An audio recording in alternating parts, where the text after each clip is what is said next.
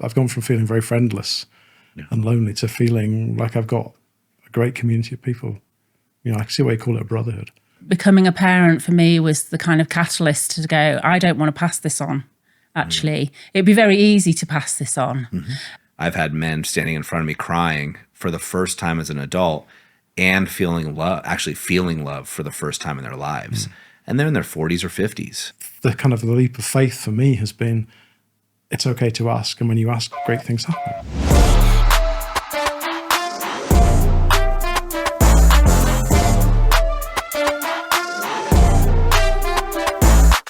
Hey guys, welcome back to another episode of the TPM Show. This one is going to be extremely special. I have an amazing couple here with me. We have the King of Cheese and his queen joining us from the UK. So very, very excited to have them on board. Guys, thanks for being here. Hey, Doug, thanks for having us. It's been an absolute pleasure. Yeah, absolutely has. And it's only been a short time, but you know, you've got yourselves here, obviously, you have the kids here. So thank you. It's amazing. Thank you so much. What a place. Yeah. Really, really special here. Good. Well, I'm glad. I mean, that's where we got the place. When Tim and I first bought it, originally we were thinking, oh, we'll just rent it out. We're business people, make money on the business. And we both sat down. We thought, you know what? Let's open this place up so families can come here. And this should be, or our goal is to make it a place of healing. I know that sounds like an overused word. I don't want to take anything away from that, but a place where joy can happen. Maybe that's a better way of saying it. So when it's open and you reach out, Stephen, I was like, absolutely. Yeah, for sure. And I think we're midway through our holiday here in the US, and this is our second stop. And I think we've all felt that this has been absolutely what you've described, somewhere to come and relax and heal. I know how special it is because I've been here a couple of times before, and I really wanted Jane and the kids to come too. And we had a bit of a fractious time in San Francisco before we came here. And just coming here was like everyone just having a big breathe out and just relax. And I love that I've seen my family just melt into this place and enjoy it. So thank you for letting us stay, because it's a beautiful place. It really is very special. Well, absolutely. I was talking to the Phil Madden, who you know. Yeah. Jane, you may have heard stories about him, also in the UK. And I was letting him know that your family was here, and his response was, man, I got to get my family out there. Right away. And when you said joy, that's exactly what we've seen on the kids' faces here. Just moments that we'll never, ever forget. You know, those things that are imprinted in your mind for the rest of your life. So it was so grateful for the opportunity to come. So lucky. Yeah. Oh, Jane, I've been hearing about you for 5 years now. So. Oh God. Good things, but it's been great to get a chance to meet you. And we've only spent a little bit of time together, but it's been phenomenal. My wife was raving about you on the way home. She really enjoyed your conversations. I don't even know what you guys were talking about, but she said, I really enjoyed them. And she's not one to hold back. So that's nice to hear. Yeah. And I'm not saying this just to make you feel good, but you can, as a parent, you can tell when other people are raising good kids, right? And both of your kids are lovely. I had a lot of fun with them, even joking with your son, which I thought he knew I was joking when I said, have you seen any sharks yet? And I overheard him ask you about it. So I felt bad. I was like, okay, it's an 8-year-old. Don't worry, it's exactly the same as I do with him. So okay. He's used to it. Perfect. Questions everything because he knows. Yeah. Dad. Yeah. That feeling for you guys. Yeah. Well, Stephen, I met you 5 years ago now at this point, right? Almost 5 years ago. Yeah, in Wales. 4.5 in Wales for your Alpha Reset, where you did at the end of your Alpha Reset, and no one's done this since, you did a cheese tasting. I don't know if you know this, Jane. Maybe you do. He did a cheese tasting, and along with another gentleman, Ian, did a wine pairing with the cheese. It wasn't with the cheese per se, but he shared a bunch of wine with us, and it was such a festive occasion. It was great. I loved doing that. It was kind of, I think it was Lee Jack dropped me in it with, he said, you're going to get up and actually talk about this. I'd said I'd bring some cheese along because that's generally what I do when I go places to add to the food. But then it was wonderful to, I love doing that. It's what I see as my sort of strength in my business is I love talking and sharing cheese and food with people. And it was great to showcase, particularly because a lot of the other guys there were from the States. Yeah. And maybe hadn't experienced something like that before. Certainly not with the stuff we had, but it was great fun. Really enjoyed it. Well, you were in your element, and I was one of those guys that hadn't experienced it, and it's something I was interested in. But I mean, I just don't know that much about cheese, and I'm also one of those people. I don't remember like sports players' names. I don't remember wines or the cheese. I remember the experience though, and I remember in detail you standing behind that table and just shining. You know, it was awesome to see. Thank you. Yeah, I can remember it very vividly too. It was really good fun. Yeah. And I'm like you. I can't remember sports teams or whatever, but cheese for some reason seems to just stick in my head. That knowledge is just there, which means I'm doing the right thing. That's why you're the king of cheese, my friend. And actually following on from that, because you mentioned Ian, and then you ended up doing a couple of tastings with Ian and all of that kind of, and that's one of the things I get for Stephen from The Powerful Man is the friendships he's made, because throughout knowing Stephen, that's something he's struggled with, if you don't mind me saying. And I was always saying, you know, I have a lot of female friends. You need some male friends. You need friends to do stuff with, go out with. And I think you've really, it's been a big part of it, hasn't it? In terms of the experience for you is making those connections. And you've gone on to form really close friendships with some of the men in the program. So. Absolutely, yeah. And it's worldwide. And that's wonderful, which means going to see some people, it gets a bit of a long journey and expensive. But yeah, I've done some great stuff with Ian, with wine, some amazing stuff with Chef Gregory as well. Awesome. So Two great guys. Yeah, we've all just really vibe off food and drink, and it's great. Yeah. But yeah, so many other people in TPM. And yeah, you're right. I've gone from feeling very friendless and lonely to feeling like I've got a great community of people. You know, I can see why you call it a brotherhood. Well, yeah. And then it's so interesting that you mentioned this, Jane, is the episode I did before this, we field questions from men that write in. And one of the top questions we get, and when I answered was, guys like, I don't know how to make friends, right? Because as men, it's hard. Yeah. And especially, I think, I'd love to hear your guys' take on this, both of you. I think as nice guys, we were talking about this before recording, nice guys, it's easy for bad guys to try to take advantage of them, right? And so the trust goes down. And as trust as men erode, I think we just go internal. We go into our cave, so to speak. And by going into our cave, we don't put ourselves out there as much. And it's harder for us to meet people because, you know I used to have kind of a story of, it was more of a subconscious story, but in retrospect, are they going to take advantage of me, right? And that was something that would prevent me from making friends or walking up, or I go into maybe a party or something like that, and I would stand there waiting for people to come up and talk to me instead of going out and putting myself out there. I don't know if you guys experienced that. Yeah. I feel that too. I think you're right about sort of withdrawing into yourself. I feel like a few years ago, I was just like, well, you feel like you become very self-reliant and, well, I'm okay. I don't need other people. Yeah. And that sort of whole sort of lone wolfing thing. But what I've found from the past 5 years or so of being with TPM is that it's okay to ask. Yeah. And if you ask, you get help and people don't judge you and they're not going to take advantage of you. And that's really helped me because just the very fact that we're sitting here today, this holiday, I'd imagined coming to the ranch with the family for a couple of years now. So I kind of manifestation, whatever you want to call it. But the action that backed it up was me actually asking you if we could come. And a couple of years ago, I wouldn't have dreamed of doing that. Yeah. And even when I did, the little shadow voice in my head was going, no, Doug's going to say no. Why would he do that? But actually, the kind of the leap of faith for me has been, it's okay to ask. And when you ask, great things happen. Yeah. Because, many great things have happened as a result of that. And this is just this is probably possibly the greatest in many ways because I've got my whole family here. Yeah. But yeah, that thing about being open and being able to share with other men the problems that you're having, whether it's in your business or your personal life or your health or whatever, and to feel that I've got a group of people that, they might pull your leg about it because that's kind of what we do. Yeah. But there's understanding and there's resonance and there's advice and support. And that's huge, absolutely huge. And it really means I don't just feel lonely in terms of not having friends. I feel that I'm not lonely because there are people I can call in the middle of the night if I have to. Yeah. Which, given that most of you guys are in the States and we've got a time difference, that happens a lot.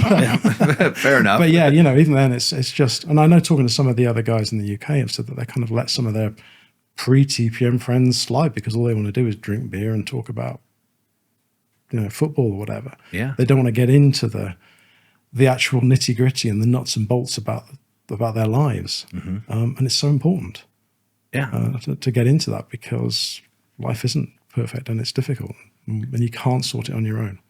That's the thing. You can't. Sorry, I was just going to say, as Stephen's wife as well, I found there was a lot of pressure on me then to be arrange the social life, to be the one. And I remember specifically once going to a friend's birthday party, and Stephen didn't know many people there, and I didn't either. And he kind of hung in the corner, and I constantly felt this kind of pressure to be up for him and to make up for his shyness or whatever. And that was hard because I've always been quite sociable. I've always been quite confident on the outside. But to have to carry somebody as well is hard work. So when he started to have this social life and have these people he could talk to, and it wasn't all on my shoulders, that was a freeing up for me. And actually, I think that's helped me to develop deeper friendships with my female friends, because I've been released from the obligation to be everything for Stephen. And that has been, in the last few years, I definitely feel like my friendships have deepened too. And that has to be part of it, so. I agree. I think there's a lot about the mental load that we as men place on our women without realizing it. I saw a thing the other day on social media. It was the thing about the guy said, he called it "Where's the scissors?" Where I'm looking for the scissors at home. And I go, Jane, where are the scissors? Where are the scissors? Like, it's your job to know where the scissors are. You're a man, for God's sake. Yeah. And it's the whole nice guy thing around. Oh, what do we want for dinner? Let's get takeout. And I'll go. Jane will say to me, "What do you like?" And I go, what would you like? Rather than going, okay. And again, it's overcoming a fear and a confidence for me to say, I'd like pizza. And but my worry was always, we'll get pizza and it's not nice, and Jane will blame me because it was my choice. Yeah. Rather actually going, okay, we'll get that. I made a decision. I took one little tiny piece of that mental load off your plate, and just led a little bit and just made that decision. And if it wasn't good, it wasn't good. And generally it's fine. So, but there's so much about that I've learned about not loading so much mentally onto you. And there's a way to go. There's always a way to go. Yeah. But we're always learning. Well, it's no relationship's perfect all the time, right? It's progress. I was going to ask you that exact question, Jane, so it was perfect, because I've heard so much I've heard from my wife, but also from the other wives of like the mental load they have to carry for the guy. I've never heard the scissors analogy, but that's perfect. I think a lot of men have almost become, I'm not saying you, Stephen, but a lot of men, I'd love to hear Jane's perspective on this. A lot of men have almost become grown children to their wives, because she's like, okay, now I got to take care of the kids. I got to take care of dinner. And you're leaving your clothes on the floor. Just, are you randomly hoping they fly into the laundry or what's going on? And now you want me to plan vacation. You want me to plan this. And I've heard this so many times for women. It's like, I feel like I have a grown child here in the house. Yeah, I definitely have. Probably most of our disagreements are related to me feeling like I'm carrying more. And I could write a list of the things that I do, but it's also the emotional weight of a family.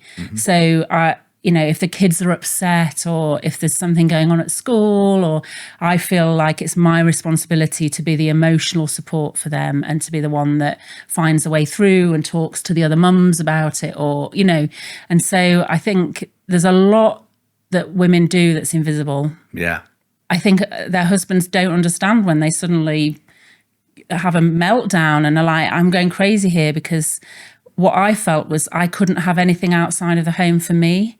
And so I just finished a master's, and that put an extreme amount of pressure on our family, because it took some of the time and resource I had away from the family. And often I felt there was nothing to replace that.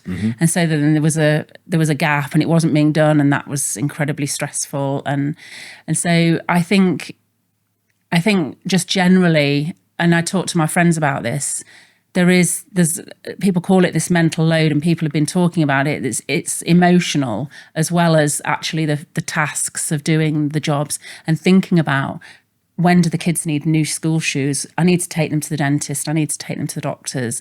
I need to get that sorted out. I need to speak to this mum about a play date. All of those kind of things. Mm-hmm. And then husbands will come home and go, oh, I had such a busy day. And, and they've had a busy day, and then perhaps they don't want to take on the child care or stuff in the home because they're tired. But if you've been at home doing that all day, you need a break too. From talking to most of my female friends, that is the biggest problem that they have in their relationship, the inability for either side to see where the other person's stresses are and to value their time alone. I mean, I don't think women get much time on their own. Yep, especially with young kids. Yeah. So sometimes, and I have to be very honest, when Stephen started the TPM program and he was like, I'm going to go out and do my breathing now. And I'd be like, what do you mean you're going to do your breathing? We've got this and that and the other, and you're taking time out, and I don't have the space to take time out. Yep. But what I think I've learned from Stephen is that I have to create that space myself too, rather than waiting for the space to just suddenly appear, because it won't. So, have you noticed any changes in Stephen over the past 5 years or so? Oh yeah. And in fact, when he was talking about coming back, that the most marked change was when he came back from Wales that time. He kind of floated in through the door, and he just looked like a different person. There was a kind of serenity, and he just felt lighter. One of the things I would say is sometimes he'll go to these things and he'll feel like it's consistency sometimes and keeping that momentum going, which I think is where your program differs, in that he's got constant coaching, people to talk to, the catch-ups that you have. I definitely, not always, it's not perfect. Like you say, no relationship's perfect, and no change is a linear path either, is it? Sure.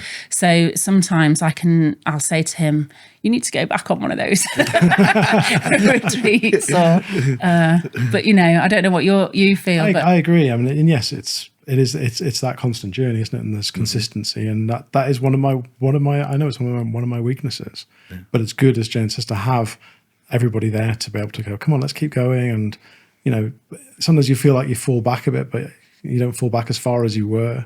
Yeah. I think it's really important as well that in our relationship that we're both doing our own work on things as well. That, I think if it was one of us, really wanted to improve and be better, but one of the things that I really love and value so much about Jane is that we don't want to settle, do we? No. We want better for each of us and for each other.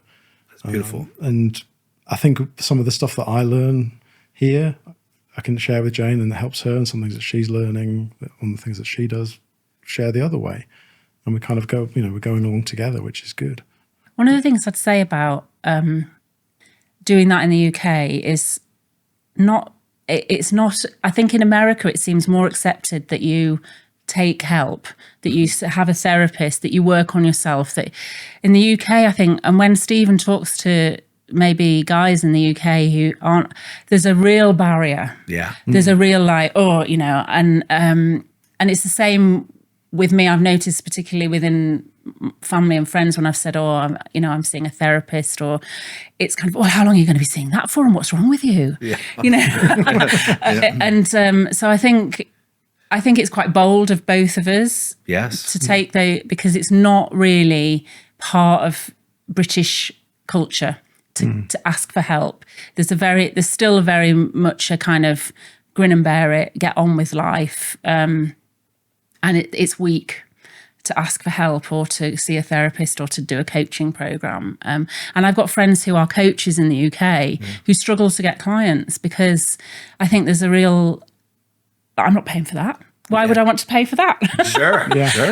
But I see, the money that I've spent on therapy and self-help, and, I wouldn't have balked at going out for a night out and spending that kind of money on drinking and eating out. Why wouldn't I spend that on helping myself or make myself feel better, or, try to improve our marriage or our relationship or the relationship that we have with our children or a wider family. I don't see it, but I think it definitely is. There's a big culture difference between America and the UK in that regard. I know so many men in the UK where I sort of hear them, see them either first or second hand talk about some of their issues, and I think you could just get so much out of something like this. Yeah. But I've tried to convince a few. Maybe my persuasion skills aren't so good, but it's just like, if only they could get them over the line into the room. But also, I think Jane touched on something really important there about our kids. Yeah. That, you know, the work we do is benefits our relationship, makes our marriage stronger. But what I see is it makes our kids happier, and hopefully they won't be as messed up as we are when they get to our age, and won't need this kind of, you know, this kind of method or whatever. That they are happier when we are firing. They are absolutely on fire, aren't they? They But even if they do, you know, even if they do need therapy or, you know, I think anybody needs it. I think you need help. Life is hard, isn't it? There's so many challenges. I think you do need help sometimes from people who are experienced, have seen things or have trained in a certain method. And I would hope that, you know, our kids would see that we do this and they would feel then comfortable later on in life to be able to ask for the same help or to go down the same path. Yeah, for sure. Certain thing about it, like, you know, look at my father, who doesn't really understand what this is. Whereas I see, like, you know, Rufus, my little boy, and my other two sons, Patrick and Roy, they see me doing these things, and we're very open about it, and they can see what's going on. So yeah, they're not going to be so close to it, hopefully, in the future. Yeah. I mean, we talk about at TPM this idea of being a lighthouse. I don't know if you've heard this, James, and some people listening probably haven't heard about it. But if we describe to the men that, hey, your wife's on a ship by herself and there's a storm going on, right? And what a lot of men do is we want men to be a lighthouse, to shine brightly, to help somebody, in this case, the wife who's got a lot of stuff going on, get to shore safely, right? But the problem is a lot of these men turn the lighthouse off when it's inconvenient. And so how could a ship at sea in a storm trust the lighthouse if it's turning on and off when it's convenient or not convenient? And I see you two as the lighthouses maybe in the UK for letting people know, like, hey, we're normal people going through a normal life, and we found something that works for us independently and collectively. And I think, because when I hear you guys talk about it, I'm thinking, because I've been coaching for a long time in one way or another, a long time, but it wasn't always like this in the States. I would say 5 years ago, maybe more than 5 years ago, it sounds very similar to what you're talking about. A life coach was like a weird thing, right? Where now it's just very accepted. People have, I've got 2 therapists that I'm working with and a coach. And it's normal in some places. You know, the U.S. is a big country, so there's also places where it's abnormal. But I think just like you two are just shining examples. You know, first you're doing it for yourselves, which is the most important, and your children are benefiting, which is my guiding light, right? You know, it just warms my heart to see my kids. They're going to repeat things, the bad stuff and the good stuff, and I'd like them to repeat more of the good stuff. Yeah. So, I mean, you guys are just shining examples for everybody else, lighthouses for your friends and family. And maybe they don't come around now, but they're watching. Yeah. And actually, becoming a parent was, for me, I'd had some therapy before, but becoming a parent for me was the kind of catalyst to go, I don't want to pass this on, actually. It'd be very easy to pass this on.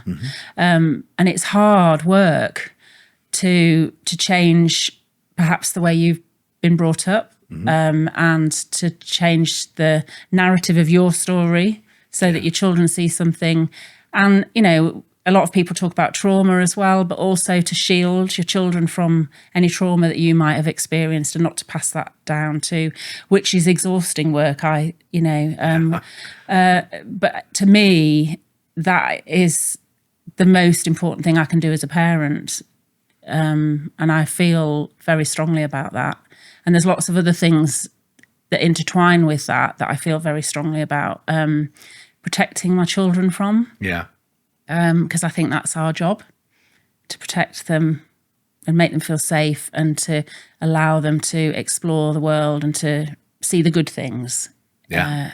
And we're definitely doing that here, aren't we? Absolutely. Yeah. I just had the vision then of my daughter and my son on your pond literally half an hour ago, canoeing, and the looks on their faces were just, and they took to it like ducks to water. I know it's excuse the pun, but Hey guys, I just want to share something with you. I'm sure we can both agree that in order to fix something, you need to know what's broken. And not only need to know what's broken, but a step-by-step methodology on how you can fix it. That's the easiest way to do it, right? Otherwise, you're going to be toiling with things. That's why I created a free training, a training that not only shows you how you got to where you are, where your relationship is missing that love, respect, admiration, and even intimacy that it used to have, to how you get it back. How do you retain that where your wife's looking at you the same way she used to look at you when she said, I do? You know, I don't know about you, but for me, when my wife looks at me like I'm her man, that I feel like I can conquer the world. And I want that for you. Simply go over to thepowerfulman.com/scales. That's thepowerfulman.com/scales. And I have a free video training for you. You can just click play and see if this resonates for you. Now back to the podcast. It's about time and space, isn't it? And it's Yeah. not even about them having, stuff or endless stimulation. It's just having time as a family for them to just feel free. And wonderful. Having a wonderful time. Well, you guys provide a safe environment for them, right? To explore.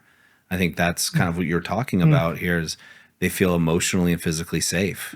So, I mean, that's my goal, is not to pass down my trauma, the stuff that I think kids learn unconsciously. We learn to be adults by watching our parents and what our environment was like, right? Unless we do the hard work, as you said, Jane, and try to unlearn it and find a better way of doing it. yeah. And something I always think about is, doing the work is hard, but living the other way is hard. So which hard are you going to choose? I find doing the work is much better in the long run for me. Yeah. And it's like you say, it's not always perfect. And our kids do see us in moments of stress. And like we talked about being in San Francisco, I had a bit of a meltdown in San Francisco, and I had that meltdown in front of my children. And I could spend a lot of time feeling really guilty about that. But I think it's important for them to see that we're human beings too, and that we don't always get it right. Yeah. Because I think if you present that kind of mum and dad are always right and they always know, it creates a kind of perfectionism that they can never live up to. Sure. And so I'm quite keen also for our kids to see us in our worst moments. Yeah. And as long as we can then explain to them what happened, and Mummy was feeling really tired and stressed, and I think they can also see the difference between me and Stephen in San Francisco and here. Yeah. And they have definitely relaxed into it, haven't they? And I agree. It's so important for our kids to see that unfiltered view of life, because I remember a lot growing up of like things happening behind closed doors, and when you asked a question, it was like, oh, that's not for you to know, that's grown-ups issues or whatever, just to brush things away. When kids are smart, they know there's stuff going on. Yeah. You can't just go, oh, everything's fine. No, it's not for you to know. When you're bigger, you'll find out. We are on purpose quite unfiltered with our kids, aren't we? And then let them see, as you say, warts and all at times. Yeah. Because there's no point in doing it the other way. They're only going to find out later down the line. How do you guys handle cleaning it up at that point? It's something my wife and I are very conscious of as well. Do you have a way that you two work together or individually on how you clean up those messes, so to speak? That's a good question. I think we tend to work together on those, don't we? Yeah. We sit down with the kids if there's been a blow up, and just be very open and frank about maybe why we felt the way we have and why what's happened has happened. I don't think we've got a particular method, have we? no, I think it's just our approach to life in general is to be quite open. And I don't think there's anything wrong with saying sorry to your kids either. Yeah. And I think a lot of parents might think that that's a weakness and that you're showing weakness. But I'm very keen on saying, I'm really sorry I shouted, or I'm really sorry I said that to you, or I didn't mean it, but I was feeling like this. And, sometimes I get stressed and worried and anxious about things, just like you do. Yeah. And they understand those emotions because they have them themselves. Yes. I think it's important to clean it up really quickly as well.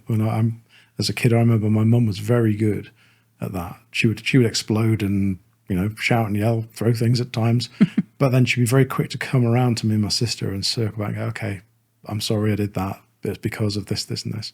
My dad, on the other hand, would get very sulky and close down. And at one point, I remember he didn't speak to me and my sister for about a week after something had happened. So you kind of, as a kid, you're left in limbo going, well, what's going on here? And I felt that's definitely affected my relationship with him over time. Sure. I didn't feel like I could connect with the guy, whereas my mum was very much, it would all go fire and, hell and everything. And then she'd be like, okay, this happened. So I felt I learned more about emotions and that from her. Mm-hmm. So it's really important to me that we kind of clean these things up. Because with my dad, you go into a week-long sulk, you go way beyond the point at which you can sit down and go, okay, let's talk about this. It gets built up into something bigger than it maybe was in the first place. Yes. So for me, it's important to clean these things up fast. Mm. Yeah, as you said, the kids are smart. They're going to make up stories, whether you teach them or they're going to make it up. Yeah. Yeah. And sometimes now, our daughter in particular, she's very emotionally intelligent and she's very attuned to her own feelings and to the feelings of others. She will say, well, Mummy, you just felt stressed or angry, or so she's got it already before you even need to say anything, and you can say, well, yeah, I did actually. That's how I felt. So yeah, I think our son, he finds feelings and emotions more challenging, and it's interesting having twins and watching that kind of how they develop. Before I had twins, I was very much like, oh, it's all nurture. But actually, there are some intrinsic differences between boys and girls, men and women, I feel. And I see it play out with our children. My daughter's much more open to expressing her emotions and her feelings. My son finds it harder. Yeah. They're there, the feelings are there, but to get them out, to explain them, or to, I don't know if you agree. I agree, but, yeah. And I don't know, I wouldn't like to make generalizations about all men and women, but on the whole, in my experience, that men find it harder to express. And I don't know whether that's just the way that they've been socialized or whether it's something more innate. But I think it kind of loops back to what we were saying before about what I get from TPM and the men here is that feeling okay with talking about feelings. And I think maybe for our son, it's that as he starts to get a bit bigger that he realizes it is okay to talk about stuff. Maybe it's difficult because his friends maybe aren't doing that, but yeah, just for me, this is the whole kind of point of it, isn't it? Really? Yeah. To show them, if I do nothing more than if I can model to him that I'm comfortable with talking about how I'm feeling and what's going on for me, there's more of a chance that he'll do the same than if I don't. Yeah. Well, I mean, that's it. You're modeling, right? At the end of the day, both of you guys are. I see it. I mean, I have a son and a daughter, different ages, but you can see in their schoolmates the differences in girls growing up so much faster, emotionally especially. And then I'm trained to listen to people. Stephen, you're using the word think a lot, and you're using the word feel a lot throughout this conversation, right? And I think that is just natural for most people. Bell-shaped curve and it's all generalities. You got us. And at the same time, I think those generalities play out. Like 80% of the time, women I feel are much more in tune with their emotions and the emotions of people around them, whereas men can be more with blinders on about some of those things, focused. And our guys are in their heads so much. That's the hardest thing, is trying to get them out of their heads. I can't tell you how many times I've had men standing in front of me crying for the first time as an adult and feeling love for the first time in their lives. And they're in their 40s or 50s. Yeah, and that's hard. That's sad, isn't it? It is. We shouldn't have to go through life feeling like that. And I think a lot of people do, men and women. Yeah. But I want to pick up on something you said about women feeling the emotions of others. Or I can tell if Stephen, when he walks through the door, I know what kind of mood he's in. I know what kind of day he's had before he even opens his mouth. Wow. And sometimes I wish that he could have the same sense about me. I feel like I have to explain how I'm feeling. And you don't always know yourself or want to. You don't always, sometimes you want your partner to just know you. Yes. And so, yeah, I think sometimes if you're a person that feels that and you expect that other people can, and they can't. And so you have to make adjustments for that in your own mind. And I have to realise that Stephen needs to be told in no uncertain terms. What's going on? What's going on? And we kind of, we developed some sort of tools some that we borrowed from other people, like the idea of just sort of sharing with each other at the start of the day, kind of on a scale of 1 to 10, how we're feeling in terms of energy and emotional stuff like that. So one morning, Jane might go, I'm at about a 2 or a 3. I might go, okay, I'm at a 4 or a 5. So I know that Jane's feeling, less energized for the day, so I can make an allowance for that. And that's a way of you sort of telling me where you're at on a level that we can then kind of move together with. But yeah, it's something I'm learning. We're always learning. Not always getting it right, but I think it's a journey, isn't it? Yeah. But I mean, Jane, you have obviously a lot of girlfriends, as you said. How many of their husbands are trying to learn? I mean, very few. Yes. And actually when I've spoken to some of my female friends about this program, they're like, oh my God, I wish my husband would get on that. But I think you're in your silo, aren't you? You're in your life, you're busy with work, you're busy. And a lot of the time, I think men who have their own businesses and who have that kind of pressure, they feel like they don't have the time to make room for this. But actually, it's in the long run, making that time could benefit their business and, later on. And I don't know whether I'm explaining that very well, but I think when you're so head down in your own business and you've got maybe money problems, financial problems in your relationship, the idea that you can just go, actually, I'm going to go away on a week's retreat with some other men, because when Stephen first mentioned it to me, I was like, you're what? At this point in our lives, you're going to do that. But actually, I had to just trust him. Yeah. And also I had to allow him, it's his life. Like I've alluded to earlier, it was hard at first to see him taking that time out of the home, out of his business, and thinking and having to trust that it was going to make a difference. Because that's hard, isn't it? You don't know. He could have started out on this journey. It could have led him on a very, very different path. But it's been really good for him. And then if it's good for Stephen, it's good for me and it's good for the kids. And there's something about that thing of realizing that it's okay to not be day and night in your head on your own business, because the very fact that we're on a 2.5 week trip away, and we've done this. This is the 4th year we've done this over the summer, and there was a time maybe about 5 or 6 years ago where I wouldn't have dreamt of even taking a week away.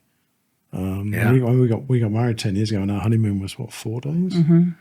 Partly because I felt I couldn't take that time away from my business. Now, what a mistake. Yeah. But now I'm like, okay, well, yeah, we can do this. And partly I've got a team I can trust, but also there are more important things. And this is the most important thing. So it's worth putting that time into. And you will go back to your business more. I'll go back refreshed, re-energized, ideas. So yeah, I've seen the sort of the folly of that, blinkers on, head down, work harder. You can get more by doing less, definitely. I hear that all the time with the guys, right? They come, like most of the men come in because they want to have a better relationship with their partner. It's so interesting to me because the name is so off-putting, right? To a lot of people, the powerful man. And yet it's all a bunch of guys who love their partner and they're willing to do the work to do it. And a lot of the guys find out like, oh, okay, if I take time away, and they're actually talking to other businessmen. So of course they're talking business, but they come back with better ideas, more refreshing. And at the end of the day, I'm going to guess when you guys are sitting on the porch, and Stephen, I'll talk to you, you're reflecting on life. You're not thinking about, 2025 and the cheese business. You're thinking about your kids running through the sprinklers or absolutely, or things of those kinds of core memories are what really matters. And as a business person myself, we get lost in those sometimes. Yeah, absolutely. I couldn't agree more. These are the memories that you look back on. Yeah. I sold myself a story that I was doing it all for them as I was working so hard, and then realizing, wait a minute, I'm doing it so I can spend time with my family, yet I'm not spending time with my family. Who am I really doing all this for? Oh, my wife never actually asked me to do all this. Yeah, we've had that conversation. Yeah. I didn't ask you to do this. Yeah. But, And my father had a family business passed down from his father. My great grandfather started the business, and he worked and worked and worked, and he loved work. I'm not saying he didn't, and I'm not saying he didn't enjoy his, but when he was 65, he died of a heart attack. Yeah. And he had said, I'm going to retire and I'm going to spend time with my grandsons. And, and then that lost, we didn't go on family holidays because we went on, but short family holidays. We never took 3 weeks out, or, we would go for a week somewhere if we could. And he missed out on a lot. And my mum raised us pretty much on her own. He would come home for an evening meal and then go back out to work again. And in the early days, he was working away from home. And I have a lot of fond memories of my father, but not enough time, and it wasn't. And when he died very suddenly, that was what I wanted. I'd wanted more time with my dad. Yeah. It didn't matter that we had a big house and that we had lots of money and a successful business. I was very proud of those things, but actually what I wanted was my dad. Yeah. So, and I can speak the same for my siblings. I'd like to have run through the sprinklers and my dad be standing there watching me and, taking a ride on his shoulders wherever and all of those kind of things. Simple things. Doesn't have to cost money. It's just time, isn't it? It's just time with each other. That's the most valuable thing, isn't it? Time together. Get away from this whole thing of just work, retire, then have fun, then have the time. And as in the case of your dad and so many others, they get robbed of that. Yeah. So, it's do it this way around, I think it's better. I couldn't agree with you guys more. I mean, I think it's, what's the word I'm looking for? I think it's amazing, like in the term amazing, that the two of you are both doing work individually. Congratulations on your master's and getting that. I mean, well, I don't know whether I've passed yet. But. You're going to get it. You're going to get it. Who do we have to call? No, I mean, you're obviously brilliant. So, I mean, congratulations on doing that. Letting Stephen go when it wasn't lost on me doing the hard math in my head. You had 2 3-year-old twins. When he takes off going, where are you going? I'm going in Wales. What are you doing? I don't know. Who are you going to be with? I don't know. A bunch of guys I met on the internet. What could possibly go wrong? So kudos to you and for doing your own work. That is one of the most requested things the men have after they've started our program is, one is my wife's interested and can't find something, and 2 is how do I help her move on? So yeah, huge kudos to you. And again, amazement to both of you. You stepping in 2020, early 2020 and joining the TPM program and taking blind trust. And that's not lost on me as well. We got a guy from Leeds and this weird American guy, what is this thing? There's something that drew me in. Yeah. And I'm absolutely delighted that I did. And I'm really grateful to you and to Tim and everyone else. It's because it's been definitely one of the most transformative experiences of my life, really has, and continues to be so. Yeah. Well, I mean, you contribute as well, right? And I think that I'd love to say that what makes TPM great is the world-class coaching, and it's not. It is the men like you and the men like Ian or Phil, or I mean, I can name names all day. As you know, there was an event at the ranch last week. 13 guys, and they were clamoring to hear about you and talk to you. And one of them, I think, was thinking about changing their flight so they could stay an extra day to meet you and the kids as well. It's the men. It's the guys that make it what it is. And absolutely. Yeah. It was frustrating when we saw the way that event came in and we were here a few days later, but that's life. Yeah. That's life. Yeah, absolutely is. And there'll be more opportunities. I mean, and I said yesterday, didn't I? I could have tried to redo things to do that as well, but I'll have more opportunities to see those guys. I won't have another opportunity to be here with Jane and our kids Yeah. the ages they are. And that's the priority for me. 100%. I love it. Maybe one last question, or maybe not. I tend to ask a lot of questions. I'm curious from you, Jane, since I have you here, what, if any, changes have you seen in Stephen over these last 5 years? Ooh, I've seen a lot of changes, actually. I think, like I said before, the fact that he has this network now I think it's brought him a lot of confidence. I think it's brought him, he seems to have more sense of himself. So he is more confident to ask for things. He's more confident to tell me how he's feeling. Before Stephen came on the program, we were really struggling. We had 2 young children. And I used to say to Stephen, "You're a brick wall. I can't get through to you. You're a brick wall." And that, I'm not saying it's not there all the time, but it's definitely a lot better. I know him better. I know what he wants. I know how he's feeling. And sometimes I'll say, "You don't tell me how you're feeling," but he does a lot more than he did prior to coming on the program. I see a spark in him that I didn't see before. And when he comes back, particularly when he comes back from spending time with on the retreats or with other TPM members, he is full of ideas. He has, I think it's created a space for him to be more creative, to be more enthused. His business ideas and the way he's led his business has changed.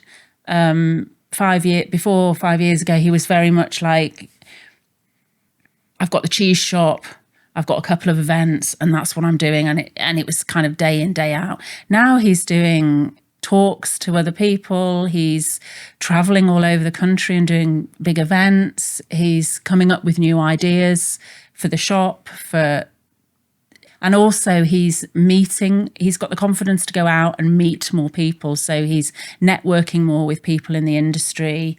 He's going to meet cheesemakers. He's taking trips away to do that kind of thing.